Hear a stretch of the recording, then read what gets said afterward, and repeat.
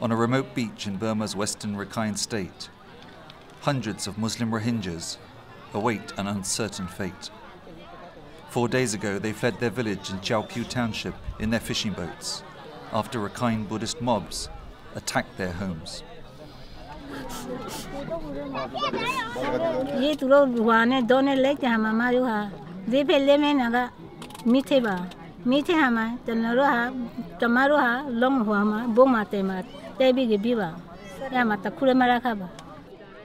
While they were at sea, 19-year-old Ramabi began to feel ill.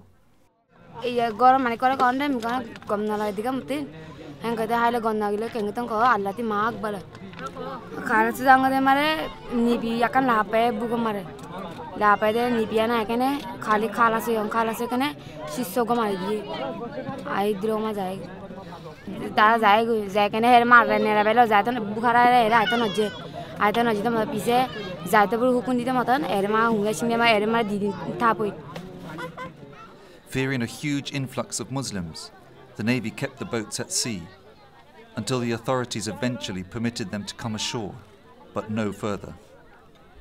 And so they wait, with nowhere to go and nothing to go back to.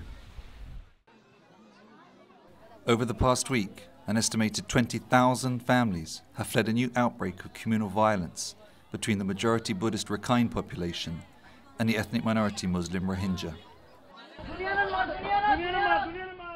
The violence first began in late May, when a Rakhine Buddhist woman was raped and killed, allegedly by 3 Muslim men. A few days later, 10 Muslim men were attacked and murdered on a bus. In the violence that followed, at least 100 people were killed and 100,000 fled to camps in and around the state capital of Sitwe, the vast majority of them Muslim Rohingyas.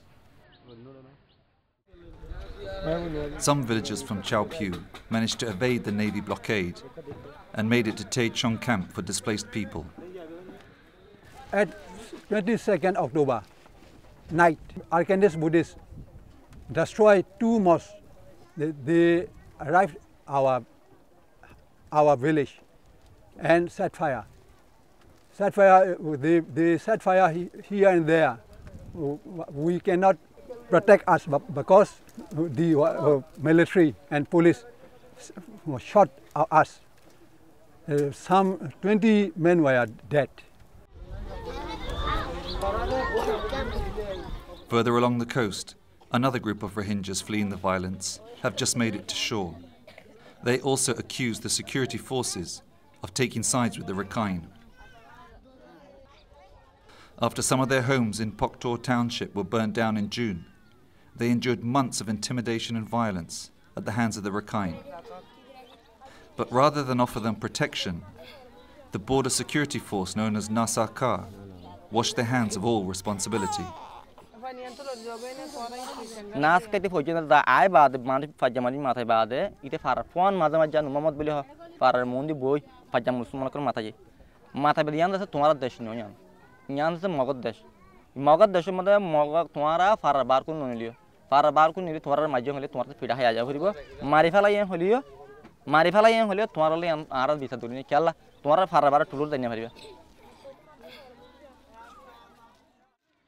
There are, however, victims on both sides of the conflict. In one of Sitwe's oldest monasteries, Ma Mei Tan had also escaped from Poktor, but she is a Rakhine Buddhist. She uses the derogatory term kalar to describe the Rohingya.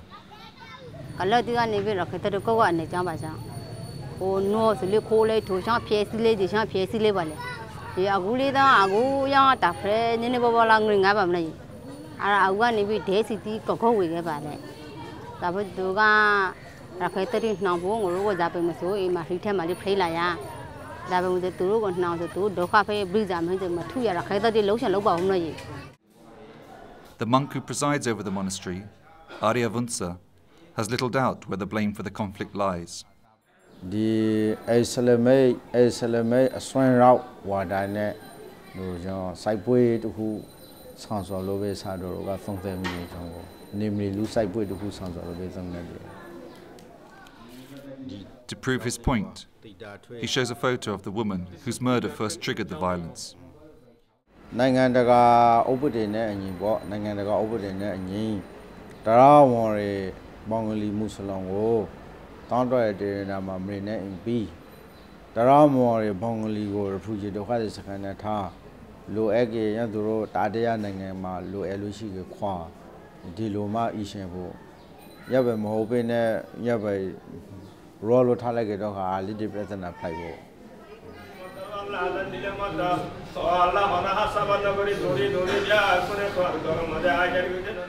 This type of ethnic segregation is already happening.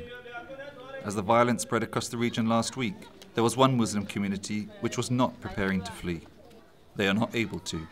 The enclave of Ong Mingla is the only remaining Muslim neighborhood in Sitwe. Soldiers guard every entrance, but the Muslims who live here fear they won't be able to stop the violence if it reaches them too. The pressure of living here is obvious. Why they are doing this kind of behavior upon us? We are the human people, human beings, you know. We are suffering for so many months, you know. We cannot keep our patience, you know. They killed two of my brother-in-law, you know. I have not get back his dead body, you know. With the smoke from burning villages visible in the distance, the Muslims of Ong Mingla feel they may be targeted next. With